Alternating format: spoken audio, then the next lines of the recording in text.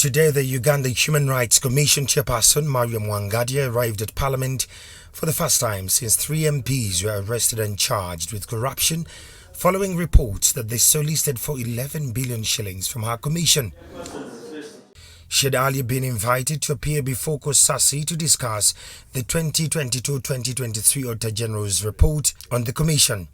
In the year 2022 to 2023, the Commission received 19.5 billion shillings from the Treasury, which was to be used to pay for salaries as well as allowances for the tribunal sittings on human rights cases. Whereas the monies had been expended, the Commission was yet to hear of over 1,521 cases, with commissioners saying they had run out of funds. I want to look at evidence that you requested for money to enable you work on those cases.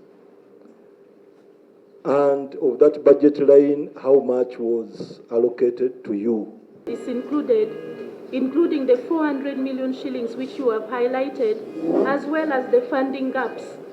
And we requested for additional resources through this document, but it's unfortunate that at the end of at the time of the last budget called circular, we've not received any additional monies in regards to what the Commission had requested.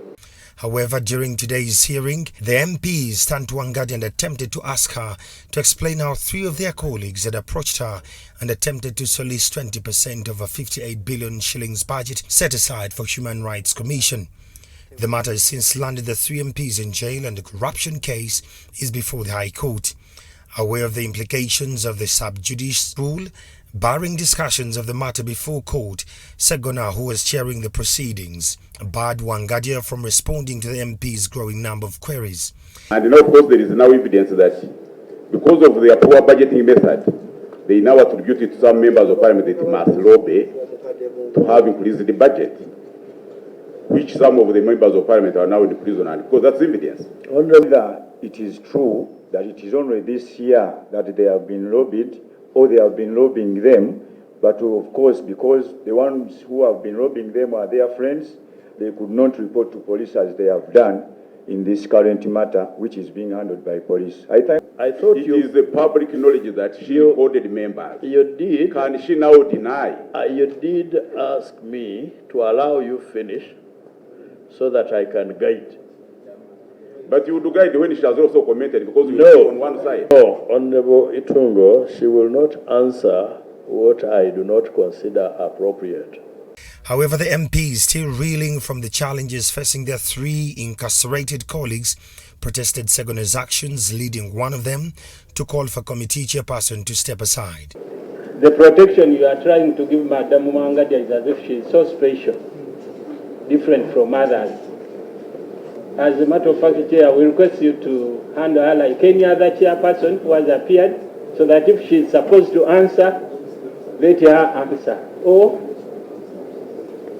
the chair steps aside and we have the vice chair take over, so that we can handle her like any other person. Then the next thing is you give an opinion.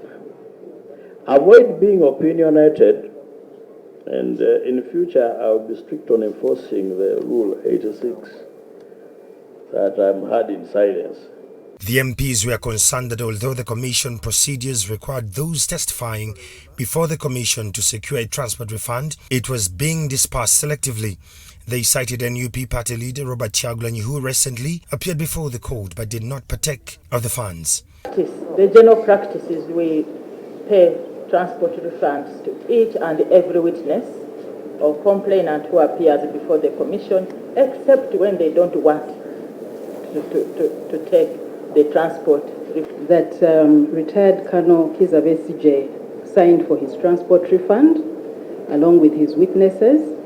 The Honorable Robert Chagulanyi opted not to take transport refund.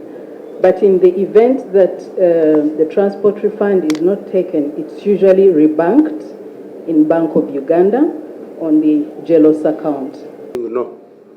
So if the rules of the game are for a refund for witnesses, why didn't you refund the witnesses of Dr. Kizza Besigye and Honorable Chagulanyi? And if he did not refund, where did the money go? Wangadya also declined to respond to queries by the committee that some of the commissioners at the Uganda Human Rights Commission were being allowed to attend tribunal hearings while armed. The commission has two commissioners, one a former UPDF officer and another a former police officer. The MPs declined to say if they were referring to these commissioners.